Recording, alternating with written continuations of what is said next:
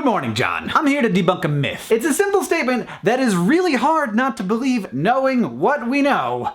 The internet brings out the worst in people. We all know that the anonymity of the internet allows the deep evil inside of every human, except for me, of course, to spew forth in a fountain of vomitous hate. There were comments, thumbed up comments nonetheless, talking about how homosexuality is a disease. And yeah, there are two hosts on SciShow Space. One of them is male and one of them is female. I would like you to guess which one has constant comments about their appearance every time they're in a video. Just go ahead and guess. But you and your friends, you aren't hate mongers. So it must be other people. Those people you see at the grocery store who seem very nice, but then they go home, they go on the internet and they shrug off the clothes of their cultural burden and they put on their costume and they become internet turds. But I want to make a hypothesis here that allows me to feel better about the state of the internet and the state of humanity. I'm thinking anonymity doesn't bring out the worst in people. It just brings out the worst people. Imagine, if you will, a D-bag. This person goes on the internet and he says nasty things to people. He's racist and he's sexist. He doesn't have a lot of friends because he doesn't like people, and people also don't like him. On average, he speaks to about 0.02 human beings in the real world per day. In the physical world, this human is entirely invisible. We have no idea they exist. But on the internet,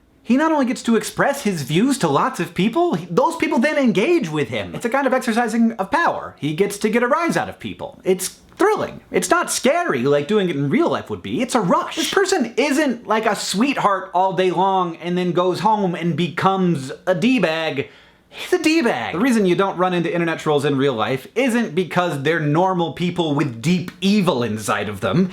It's because trolls don't talk to people in real life.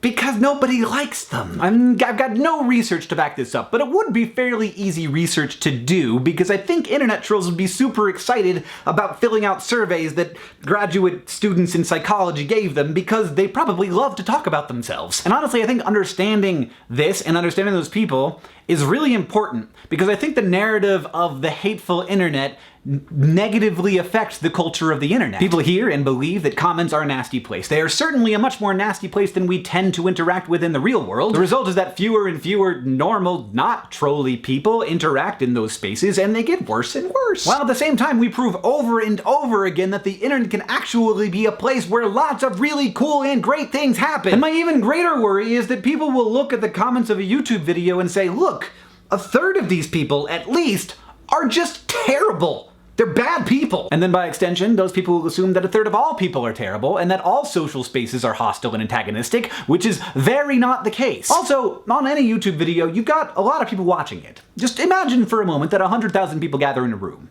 It's a stadium, a very large stadium. Now, what are the odds that there aren't gonna be some bad people in that room? Zero. They're gonna be bad people in that room. So it shouldn't be too much of a surprise that when 100,000 people watch a video, some of them are gonna be racist troll turds. Now, a big problem here is that YouTube has lately been promoting discussion rather than how many people thumb up a comment. So a comment will end up way at the top of the video because lots of people are discussing that comment. That isn't usually because there's a good discussion happening there. It's usually because that first comment was extremely inflammatory and wrong, and people are arguing about it. And the trolls are loving it. It's totally feeding the trolls. Like, the whole point of a troll is to try and get discussion because they want to get a rise out of people, they want that rush, and they want some human interaction. Let me guarantee you, as a person who has met a number of people, most of them, like 90% of them, are good. They're good people. Not because culture tells them to be good, not because they're afraid of being found out and they're waiting for that moment where they can be anonymously evil, but because they're people, just like you and just like me. John, I'll see you on Tuesday.